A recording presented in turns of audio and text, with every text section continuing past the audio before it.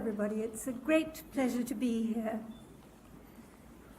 A strange thing happened on the way to a better world, in pursuit of an admirable quest, that is, a world free of sex discrimination, where you're judged on your own qualities and not your sex. Truth and falsity went topsy-turvy. The truth, the science of sex differences, became dangerous, unmentionable.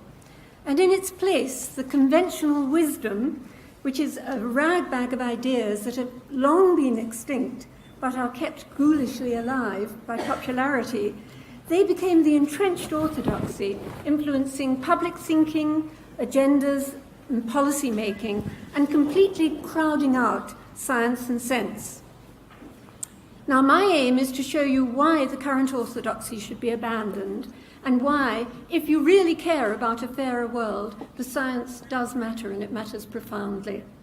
I'm going to take two examples, both about the professions, because they really very well epitomize the orthodox litany, how society systematically discriminates against women, and how at work they are victims of pervasive sexism.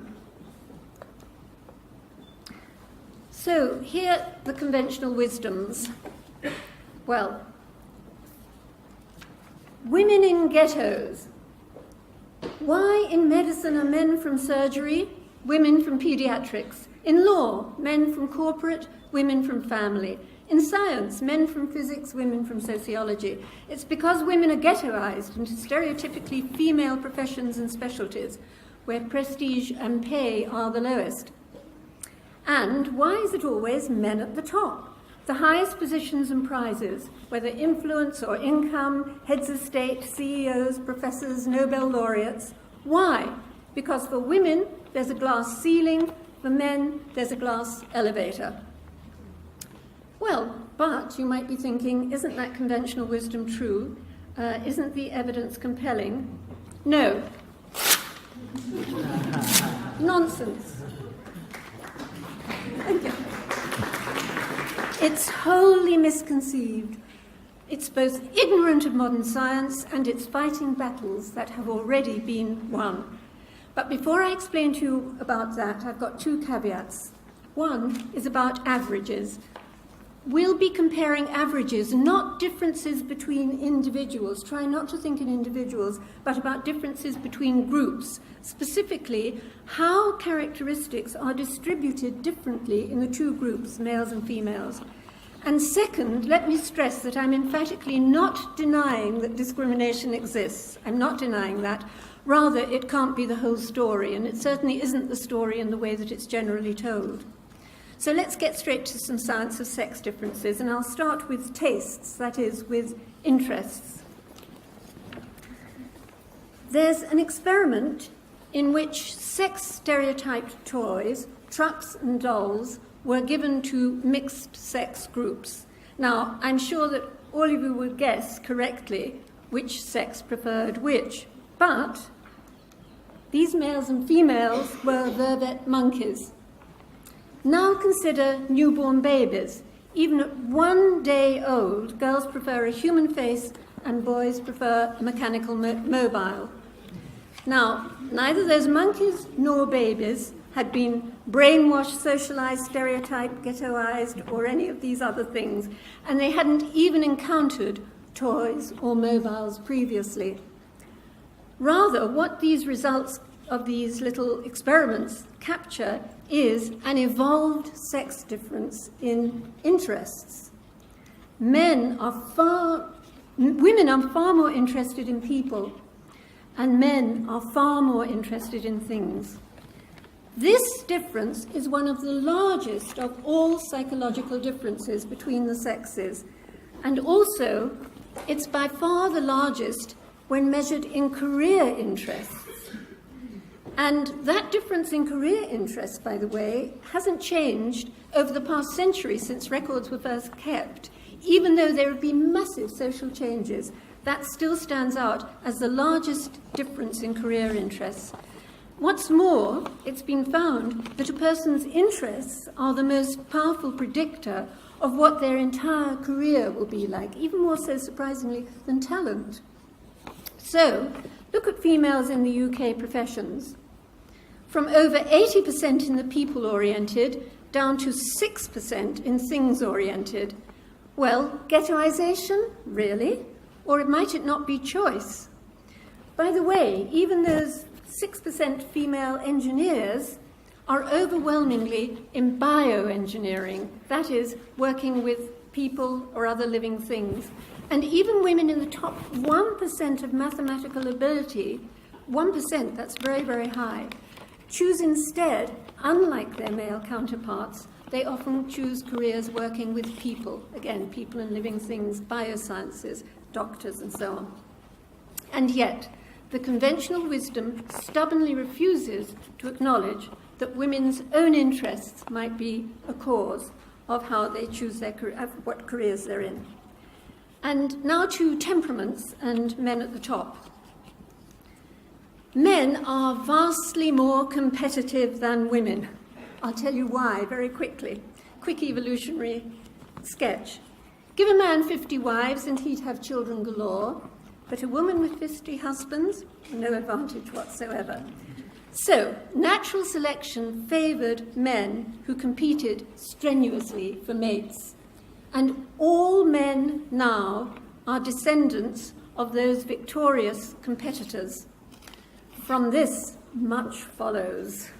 Men are far more ambitious, status-seeking, hierarchical, single-minded, opportunistic, persevering, risk-taking. Their entire life strategy is a far higher risk, higher stakes game, and far more dedicated to winning. They notoriously find any area to be first, most, biggest, best. I got from the Guinness Book of Records, beer mat flipping, haggish hurling, or extreme ironing. There are worse ones than that, I can tell you. And they even appropriate all the summits. This was recently held in Paris, the Global Summit of Women.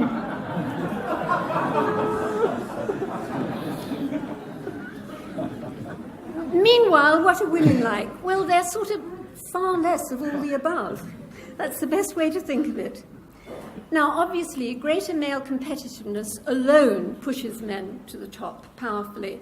But science also reveals another such sex difference. It's to do with the tails of these statistical distributions, that is, the ends of the curves.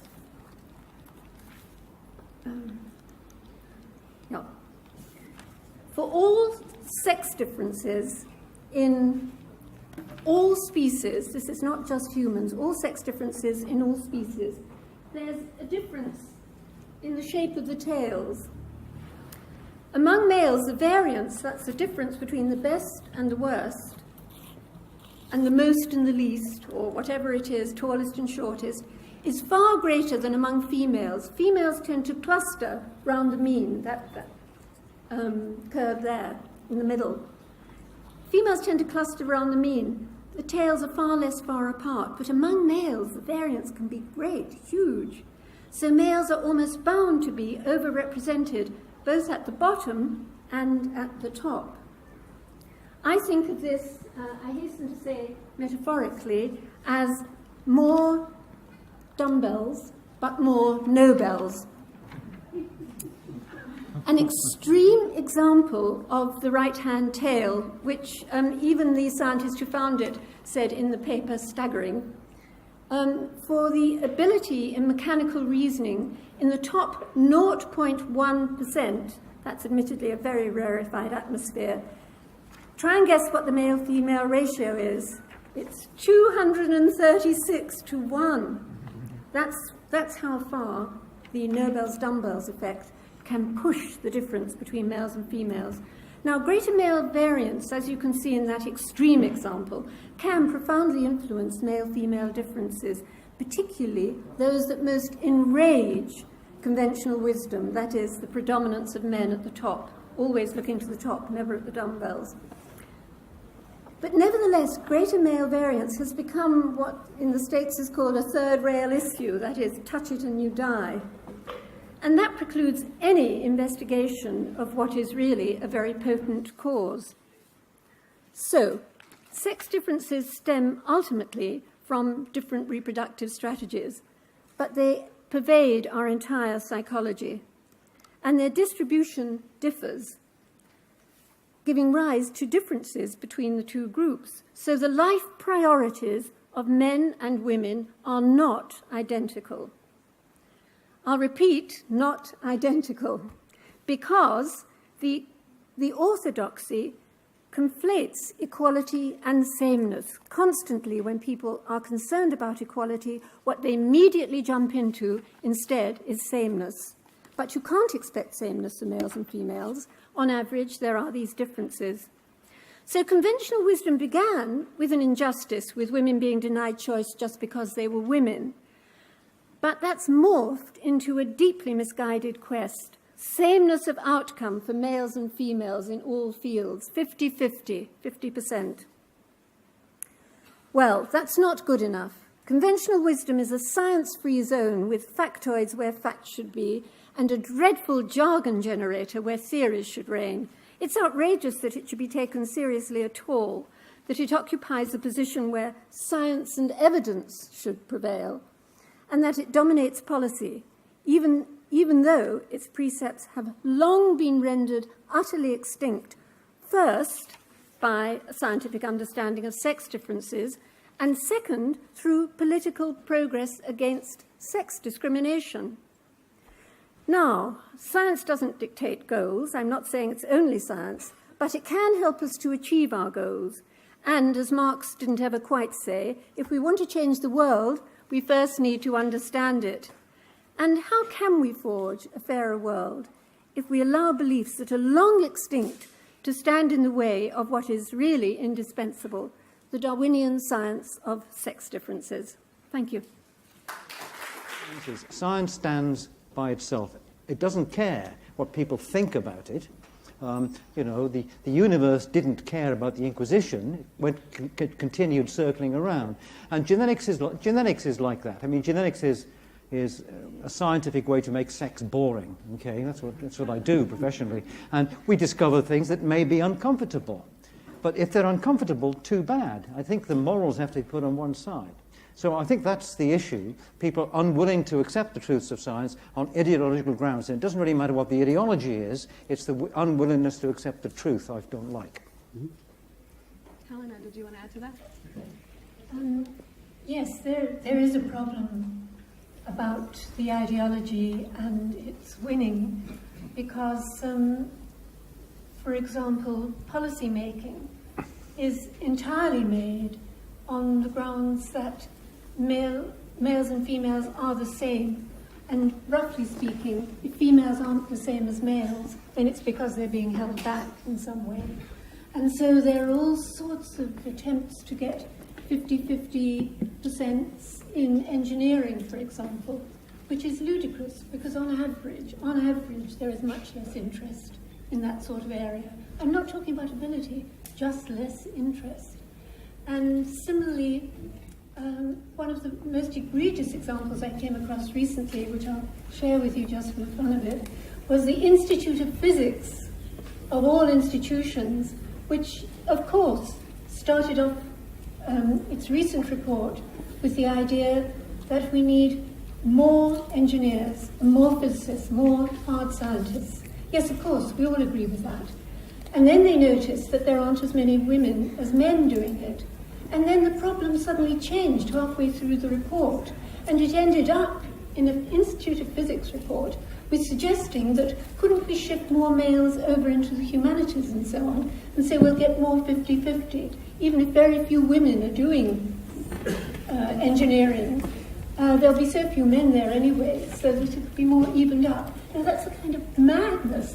I know this sounds as if it can't be true, but that's the kind of madness you get when you're trying to impose an ideology that assumes you must have sameness, otherwise you can't have fairness. You can have fairness and you should be treated fairly on the grounds of who and what you are, and you don't have to be the same as anybody else in order for that to happen.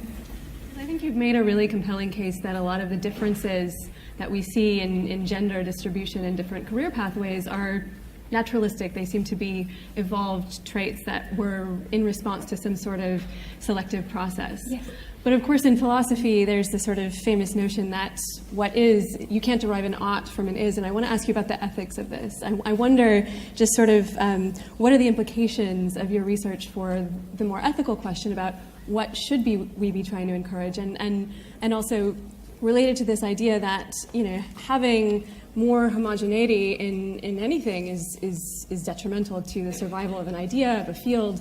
And so I'm just wondering sort of how the ideas about how things are related to how they should be. I entirely agree with you about keeping that distinction, and that's why I feel it's so important that we understand, as Steve said, the difference between science and ideology. But from the point of view of what we should encourage, well, we should encourage things that, for example, we need, like we need more doctors. If we need more engineers, we should encourage it. But then we should encourage people to be doctors or engineers. What we don't want to do is discourage anybody who has a real interest and wants to do something. And that's a woman being an engineer or a man doing something typically feminine. And it's a very, very simple thing. But the planning of what you need in society and which people you encourage to go for it are two different things. Great.